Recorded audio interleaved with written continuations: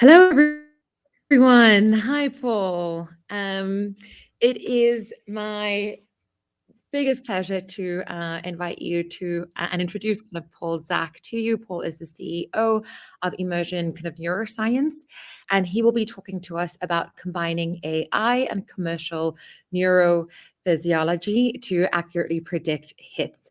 So, Paul, with that, I will let you take the stage, and I will see you at the end of it. Thank you so much. Welcome, everybody. I want to have you think a little differently about AI and understanding human behavior. A lot of this is taken from my book, Immersion, The Science of the Extraordinary and the Source of Happiness. If you want more info, you can go there. There's my website. There's my X. Happy to reach out if people would like to engage with me. Very happy to be here. So my work's in behavioral neuroscience. I look at how we understand other people, how we understand their behavior, what they do, how we influence that behavior, how we build cooperation and empathy. So perhaps sadly, your brain is a very lazy organ. It's lazy because it takes about 20% of your calories to run, but it's only 3% of body weight. So there's a big overhead to running your brain at full speed. And so most of the time we just idle.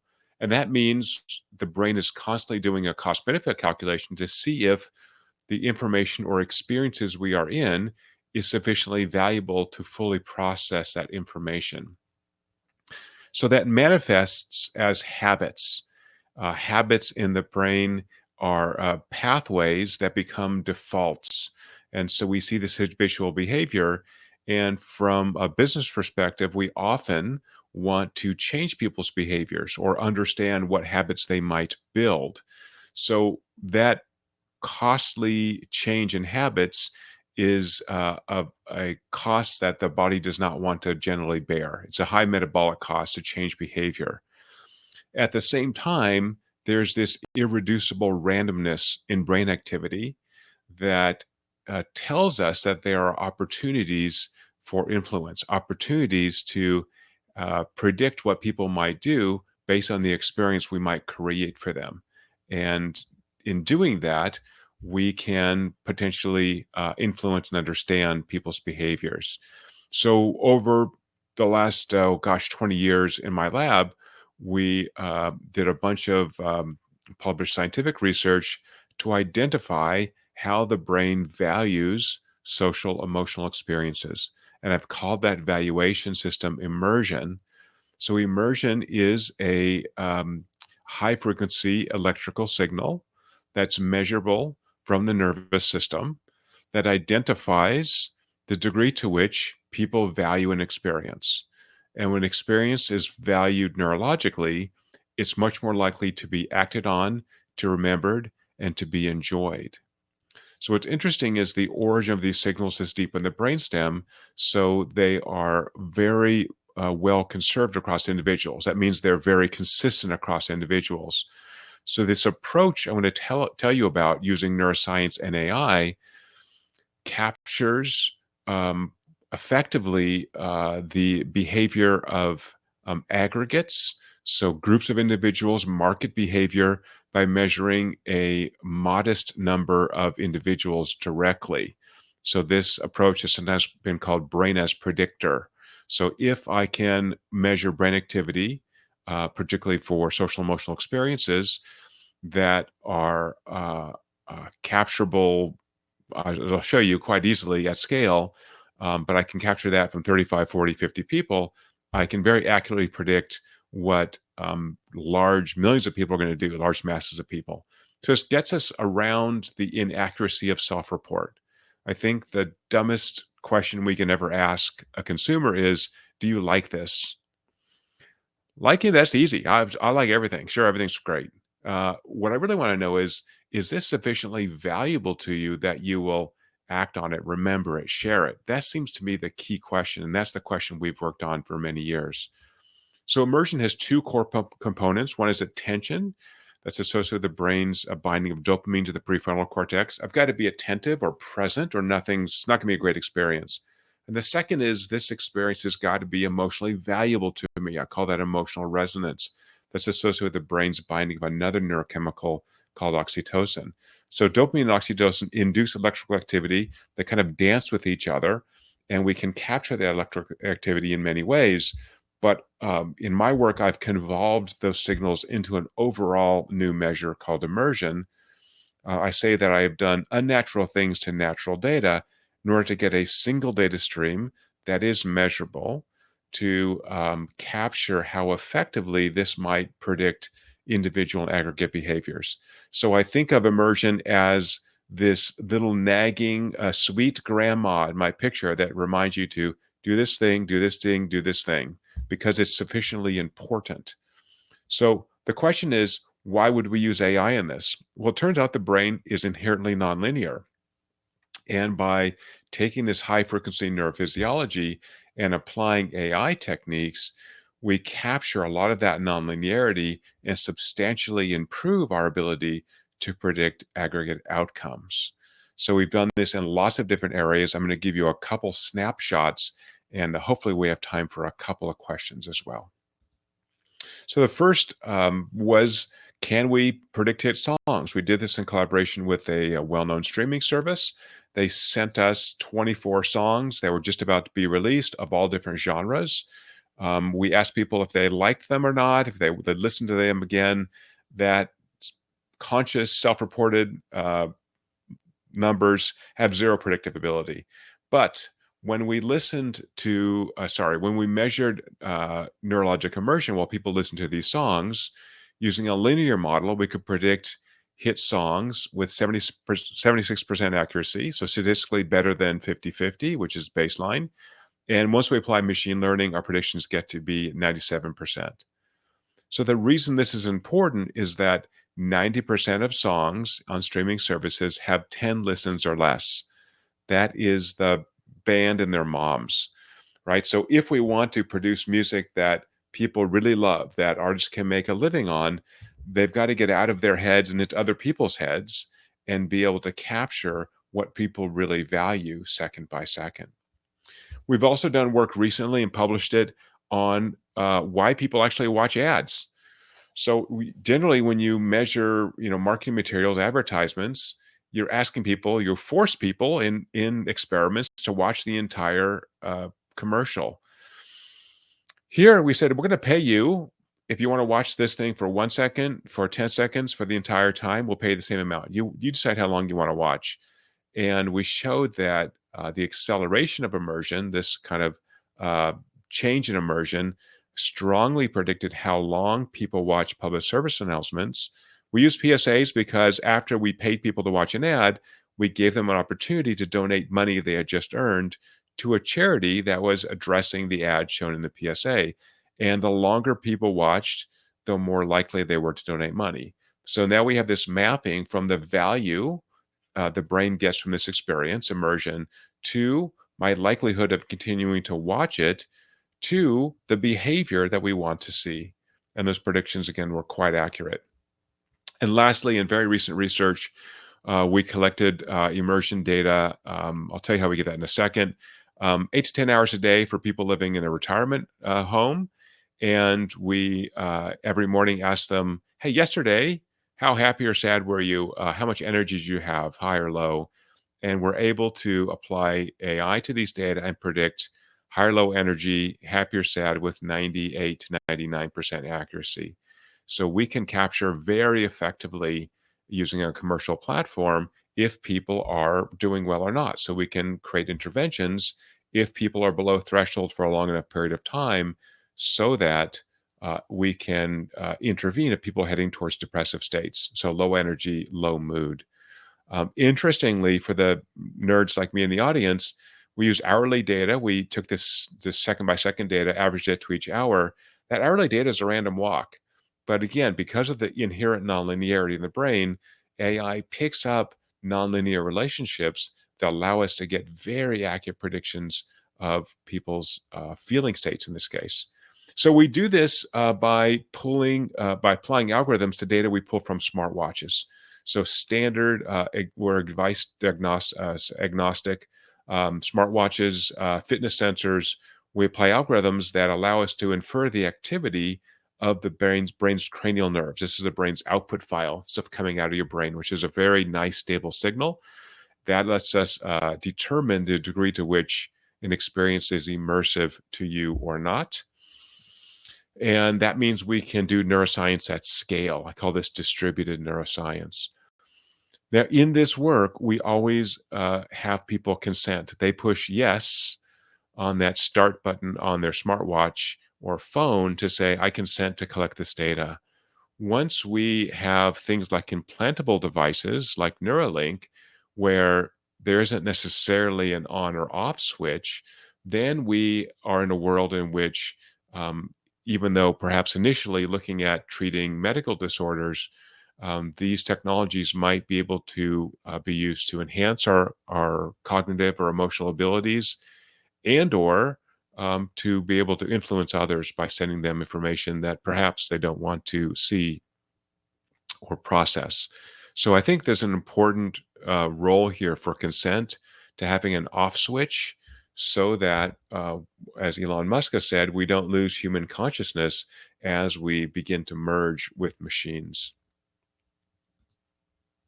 So let's talk about the ethics of this. There's no brainwashing. The consensus view in neuroscience is that humans do not have free will. We expose after the brain activates, we rationalize why we've done a certain thing. But we do have what's called free won't, right? I might have an impulse or a desire to do something, but most of us can suppress that impulse. So if we're using neurotechnology that is very accurately at predicting individual behaviors, as I've shown you, plus AI, we want to make sure that we're not using this to coerce people. They have time to make a decision. They have time to say no. This is not being targeted at young people, at very old people who may be cognitively impaired or neurologically impaired. So what we found is that AI paired with neurophysiology, in this case, a commercial neurophysiology platform, predicts behaviors in aggregate in very accurate ways. So again, for the song prediction study, this streaming service sent us the number of downloads, the number of additions to their people's playlist, on and on and on. We predicted all those things in the high 90% accuracy by just measuring, in this case, 60 people who listen to songs. So we're really getting very good at this, but we want to use this in the right way to help people and not hurt people. So we have a free emotional fitness app. This is not going to be used for predicting outcomes, but you can see your own emotional state.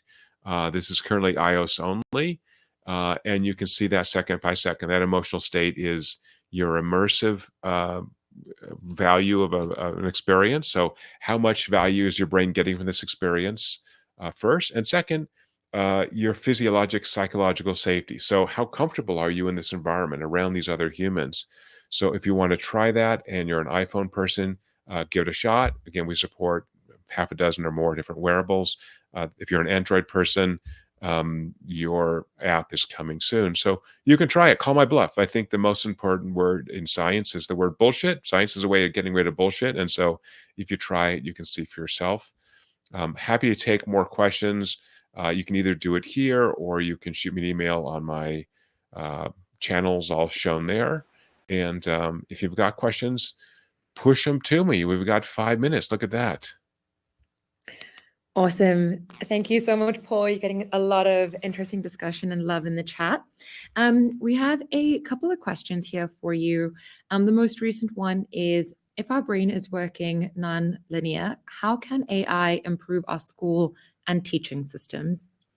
Great question. Thank you, Julia. There's a whole chapter in my book on training and education. And so, what one of our longest term users of that platform for training and education, Accenture, right, big global professional services company, they have found that people cannot stay immersed for more than 20 minutes. So, using our data, they've now broken their training down into 20-minute segments. So 20 minutes of someone talking, 20 minutes of table work, 20 minutes of discussion. They've also found breaks need to be longer. So it's really short and intensive. There's a very strong positive correlation between immersion and information recall weeks later. So it's really doing that. And then also measurement, so customizing for every individual. Awesome. Thank you so much. Another question we have two upvotes on is, speaking of AI, what exact AI models did you use?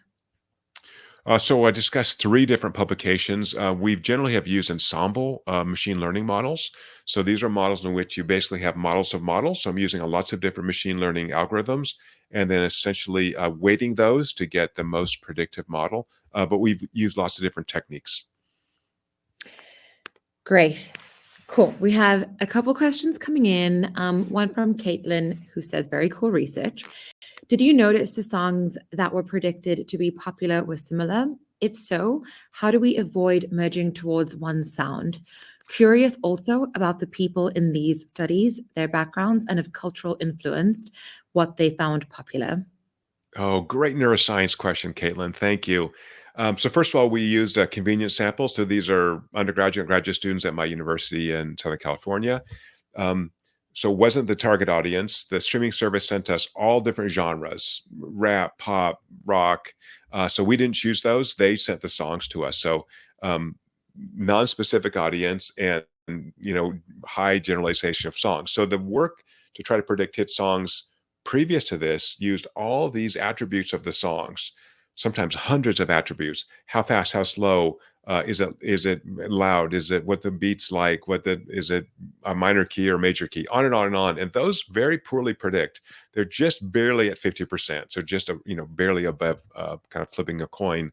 So we didn't do any of that. We actually just measured, does your brain, I'm going to use one bad word, does your brain give a shit about this experience? And so that give a shit measure, immersion, says, hey, actually, I value this thing even across genres. So yeah, it didn't really matter, which is amazing. So Caitlin, you're totally right. We'd like to do this with a more diverse sample, with more songs, right? More work needs to be done, but we've now published the methodology to do that. So thank you for that great question.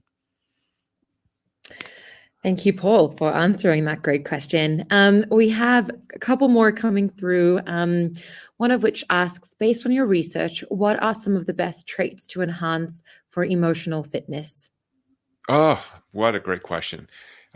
Really, I think you have four things you can control that extend your health span: diet, exercise, sleep, and the quality of your social relationships. So the emotional fitness app I shared a QR code for quantifies how much social emotional experience your brain's getting and gives you a ring to close to make sure you're interacting enough so that you build up your emotional fitness, right? Not wellness, not 0-1, but fitness. Let's build up my ability, just like my physical fitness needs to be built.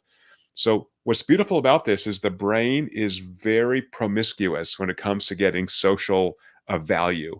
So I can watch a movie and get social value. Natasha and I are famous criers at movies, and so that tells you we have an emotional response.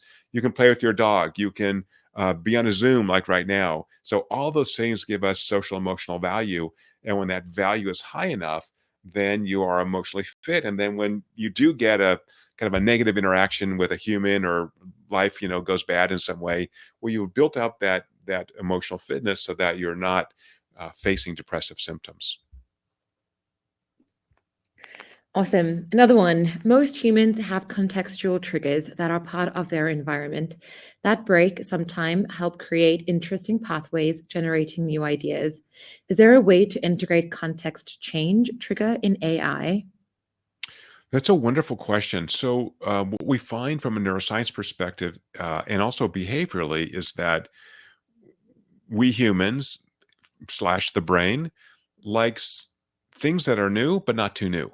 So what we want to do is then explore those spaces, often with AI, that say, for me as an individual, not just in general, but for me as an individual human, what is the range in which my social emotional experiences live, and then push me out of that range just a little bit.